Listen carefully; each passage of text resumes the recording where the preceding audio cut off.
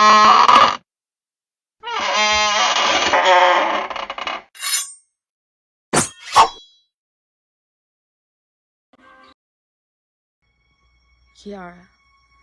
I couldn't help but fall head over heels for her the first time I saw her. She was the most beautiful girl I'd ever seen in my life. Her long, dark hair and those bright emerald green eyes are so enticing. I could get lost in them. Yep, I totally fell for her like an idiot. I'll just use the little time I have left to write down my story and why I regret ever falling in love. I had just started my first year of college as an undergrad. I'm a decent looking guy, light brown hair, hazel green eyes, average height, 6 feet tall, and practically a huge bookworm. So I didn't have much luck when it came to the whole dating and relationship stuff. It didn't really bother me though. All I wanted at the time was to just focus mainly on school and get my degree. As one could imagine, I wasn't exactly the party type of dude either. My friends would constantly try to convince me to go to parties with them, which would always end up with me giving them excuses as to why I couldn't go. This time was different though. One of my close friends, Dylan, asked me to go to some party with him. I really didn't want to go, but he said he had no one else to go with him but me. He'd also said it wouldn't be one of those crazy frat parties, but more like a small get-together type. I thought that didn't sound so bad with a few more please and come-ons from Dylan. I ended up finally giving in and went. I really wish I hadn't. When we got there, we arrived at a small, decent-sized house, and a young woman opened the door. Dylan showed her the invite, and she welcomed us in. Like he said, it was, at least fortunately for me, a simple party. I was dressed casually in just simple black pants and a blue t-shirt. We went over to the counter to grab some drinks and sit down. That's when I saw her. She was sitting in one of the chairs by the counter, drinking a soda. I was dumbfounded by how beautiful she was. Dylan noticed this too, because I heard him chuckle before he said to me, "She's kind of cute. Are you gonna go talk to her instead of just standing there all day?" I felt my cheeks get hot red.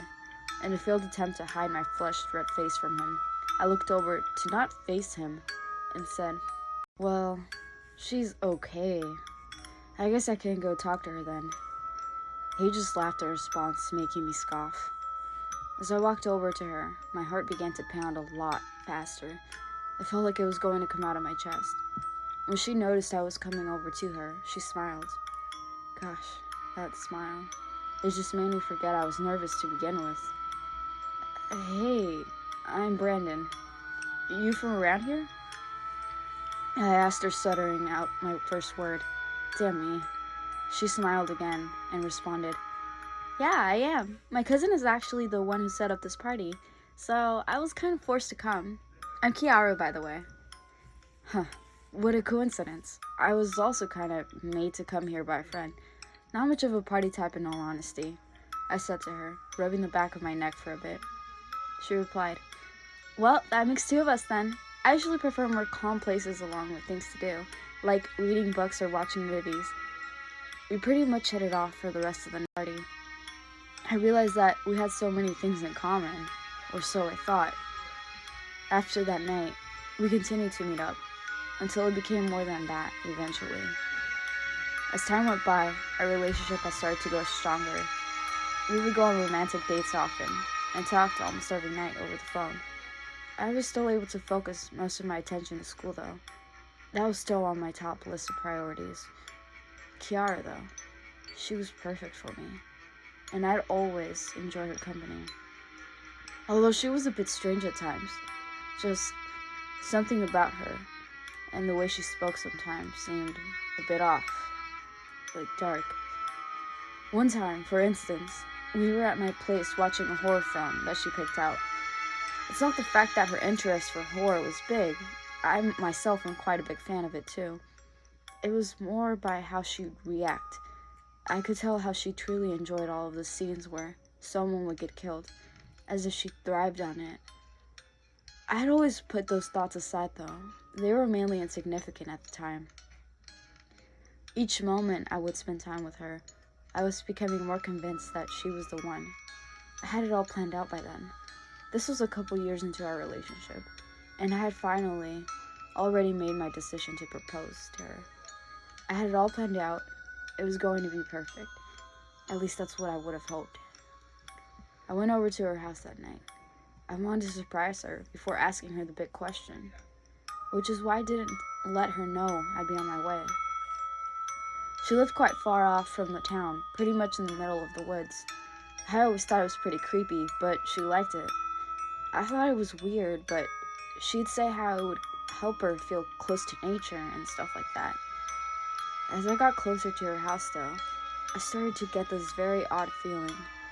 It was like an immense sense of dread, but also as if my gut was telling me to turn around, for some reason. The dark, eerie woods and sounds of owls wasn't helping my situation either. But I just thought about Kiara and was instantly able to put those feelings aside and continue to make my way over to her. When I finally got there, I was still at a distance, but from afar, I was able to notice something very weird. There was smoke, and I realized it was coming from a fire that was out in her front yard, somewhat like a bonfire. I then noticed a silhouette of someone next to it, so I got closer to take a better look. As I did this, I made sure I was not visible to whoever was out there and quickly hid behind a bush. This is where I realized that I had made a terrible mistake. What I saw will forever be imprinted on my mind like a plague. The silhouette I'd seen was indeed Kiara, but she wasn't the same. No, this wasn't my Kiara. This thing, or whatever she was, did not look human. She looked so deathly pale that I could easily see dark purple-looking veins protruding out. Her hair was dull and tangled. Her nails were like long, sharp claws that were to be 10 times the length of average long ones. But worst of all was her face. Oh God. She did not look like the woman I'd fallen in love with. Her face just looked purely evil. Her smile was psychotic, with bright, sharp teeth that seemed to shine in the moonlight. Worst of all, her eyes. They were pure black, showing off a hint of emptiness and sadness in them, but also full of malice and hate. I was so terrified at this point, I couldn't move out of my place to even run. I was scared that if I made any little movement, it would alert that monster, or witch. I didn't want to find out what she'd do to me if she saw me. So I just stayed there and watched. I then looked over to where she was staring down to and noticed a young woman half unconscious on the ground with blood on her face. I took a closer look and then noticed who it was. The person laying there was her own cousin, Lisa, the one who'd thrown the party in which I'd met Kiara. What was she going to do to her? I then turned my gaze back to Kiara, who was now holding an axe. But no. She walked over to Lisa and lifted her axe all the way up, and with one quick movement, chopped her head off. I almost threw up instantly at the sight, but I tried to remain still as much as possible. Kiara continued to chop her up into smaller bits, ending with a diabolical, raspy laugh. I had to cover my ears as the noise was too loud and disturbing. She then spoke aloud. "I am your faithful server. To you, I will hand over this sacrifice, this and more in hopes that you continue to give and conserve my beauty and youth. Dear Satan, take this offer and continue giving me what I wish." After she spoke, Kiara began to pick up chunks of flesh and bones off the bloody ground and threw them into the fire. Sadly, that wasn't the worst that came after though. Kiara, she started to yank out her own legs like it was nothing, as if she was some kind of toy. Right after that, she levitated as she dropped her legs to the ground. Then her arms fell off, and suddenly, she began to turn into this creature. It looked like a huge owl, but still with her head and face in its place. It was extremely disturbing to watch. I had had enough. I no longer cared if she heard me or not, but I was going to get the hell out of there, no matter what. I turned and ran. I ran faster than I had in my life. As I did, I realized she indeed heard my footsteps, because in an instant, I started to hear sounds of wings flying through the night sky, right? The sounds were getting closer and closer to me, catching up rather quickly. I was way too terrified at this point. I had already learned what my supposed girlfriend was. I wanted no part of becoming her next sacrifice at all. So, surprising myself, I quickened my pace. It was a matter of time. I was finally reaching the town. A small ray of hope came through me as I saw some of the buildings from afar. Suddenly, I felt claws digging deep into my shoulder, making me scream in agony. It was as if the owl, whatever it was, tried to lift me and take me away with it. That was when I heard it speak to me. That horrible voice. It said, "Brandon, where are you going? You can't run from me. You're mine. Forever. Remember?" Her laughs were so terrifying. I could have just easily given in and due to the fear.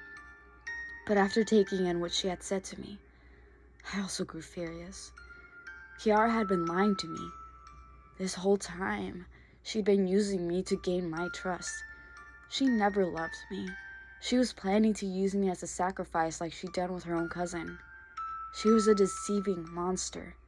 A damn witch disguised as a normal human being. Ignoring the pain along with the small chunks of flesh that came off of my shoulders, I twisted around and yanked myself off from her harsh grip. Once I fell onto the ground, I continued to run and run until I finally arrived in the town. Everything was empty, of course, as no one seemed to be out this late, but I wasted no time paying mind to that.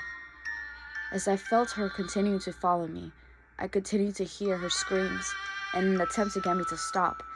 Some of the things she said were manipulative, like she was trying to make me remember the good times by sounding like her normal self.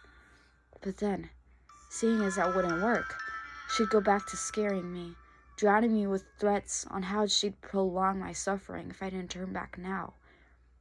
No matter how much it scared me, I did not stop until I got back to my house. I quickly opened the door, which was conveniently already unlocked. Once I got in, I locked it instantly. I heard her scratching harshly at the door. She kept screaming and said how I wasn't safe from her regardless. She's sadly right though. It's been less than an hour since this happened, and I could hear her almost breaking the door completely down. I'm currently hiding in my basement, farthest corner, but I know that she'll find me in no time. Even if I'd run away, she wouldn't give up on finding me. I just heard the door completely break. She's inside now, and I don't have much time anymore. Whoever finds this, please take this message seriously. Do not trust her. She'll deceive you, like she did with me, her cousin, and who knows how many more victims she's done this to. I already know what my fate will be. Do not be her next. She's already breaking down the basement door.